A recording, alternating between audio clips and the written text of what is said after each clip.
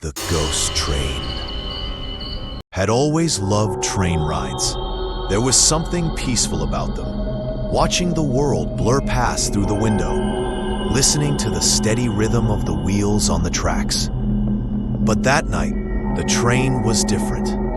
It was late, close to midnight, when I boarded at the nearly empty station. Rain tapped against the platform roof, and the loudspeakers buzzed with static as the announcer called the departure. My train wasn't crowded. Only a handful of passengers climbed on, each of them quiet, tired, and expressionless. The air was cold when I stepped into my carriage. The lights flickered once before humming to life. It smelled faintly of damp fabric, the kind of smell that lingered when a place had been left alone too long. My ticket was for car 7, near the back of the train. I walked past a few other compartments before reaching mine. Sliding the door open, I stepped inside and felt an immediate unease I couldn't explain. The room was dim, though the overhead lamp buzzed with weak yellow light. The seats were upholstered in dark red fabric, scratched and worn from years of use. The window was streaked with water, the rain outside falling harder by the minute. I sat down, placed my bag beside me, and tried to settle in. The train jerked once, then began to move. The rhythm of the tracks filled the silence, but somehow the sound wasn't comforting the way it usually was. It felt hollow. The first signs. At first, everything seemed normal enough. I scrolled through my phone, tried to distract myself, but every now and then, I felt the urge to glance up at the glass door leading into the corridor. It was always empty, and yet, I felt like someone was standing just out of view, watching. Around 20 minutes into the ride, I heard it. A faint knock, not from the door, from the window. I froze. Outside, nothing but darkness. The countryside blurred past in the storm. There shouldn't have been anyone out there. No platform, no station, just rain and fields. But the knock came again. 3 slow taps, exactly at the level of the glass. I leaned forward, trying to see through the rain, but all I caught was the faint reflection of my own face. And something else.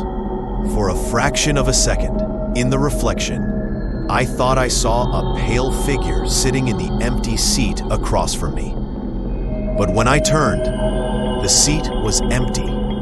The corridor, I told myself, I was just tired, maybe even half asleep.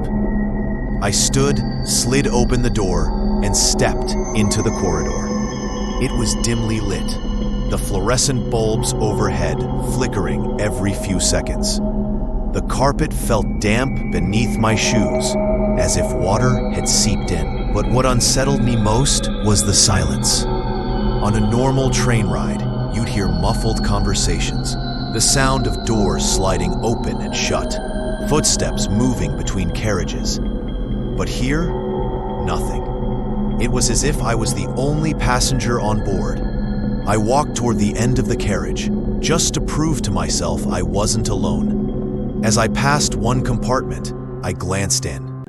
At first, it looked empty, but then I noticed someone sitting there, motionless. A man in a dark suit, head bent forward so his face was hidden. I slowed. Something about the stillness of his body didn't feel right.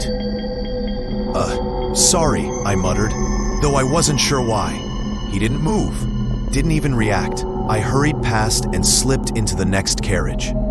The empty train. This carriage was darker.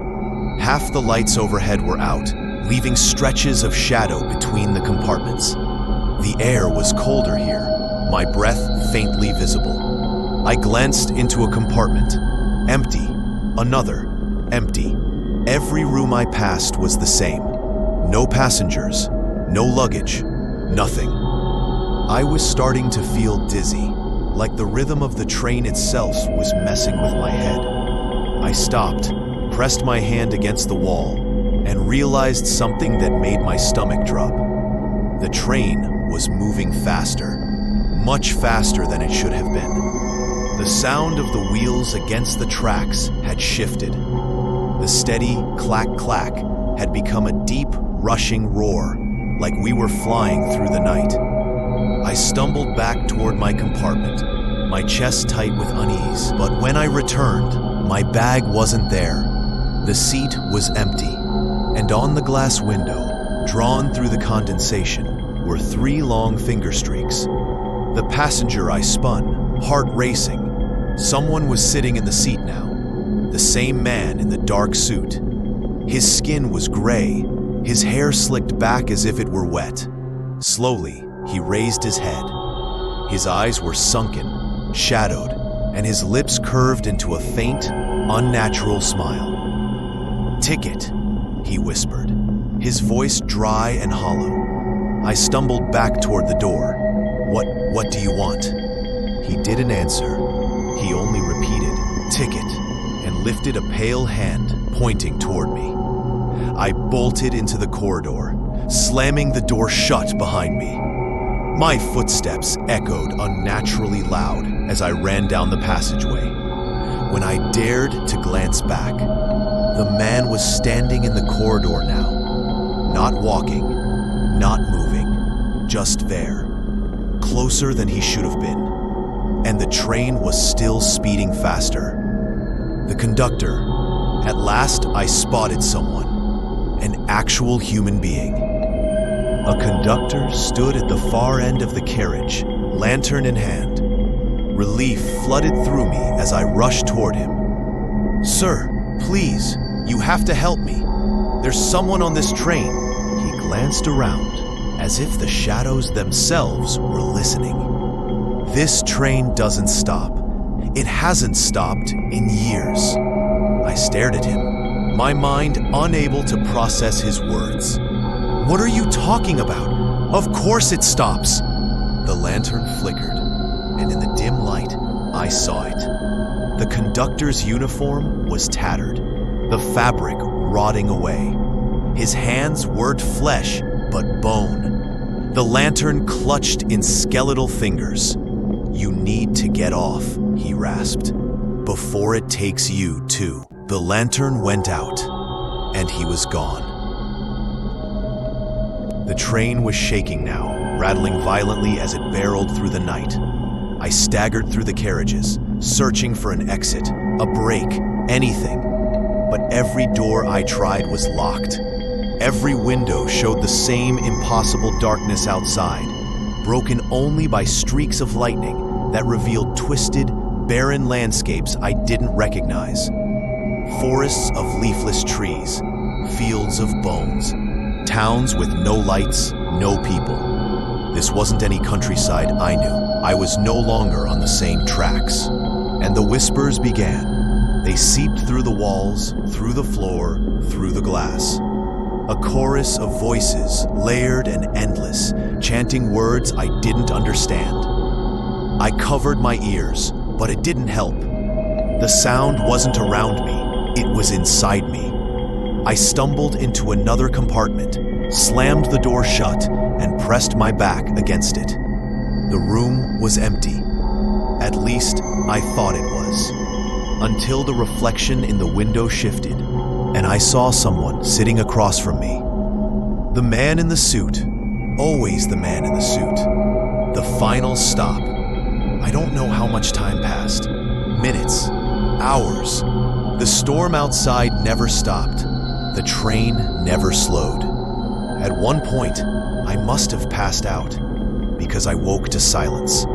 The train had stopped. Heart pounding, I stood and peered through the window. Outside was a station, or what looked like one. The platform was cracked, overgrown with weeds, the signs rusted and unreadable. No lights, no people, only the endless sound of rain. The doors slid open with a screech. I didn't want to get off. I didn't want to stay. But something told me I had no choice. I stepped onto the platform. The air was thick, cold, almost impossible to breathe. Behind me, the train loomed, its windows glowing faintly. Inside, I could see shadows moving, dozens of them, passengers I had never seen, all watching me. Then, without warning, the doors slammed shut. The train roared to life and pulled away, vanishing into the darkness. I was alone. I don't know how long I wandered that night. The station stretched endlessly in both directions, but I never found an exit. Only broken tracks that led into blackness. Eventually, I sat down beneath the rusted sign and closed my eyes. When I opened them again, I was back in the compartment. The train was moving. The rain tapped against the window. And across from me sat the man in the suit. He smiled and whispered, "Ticket."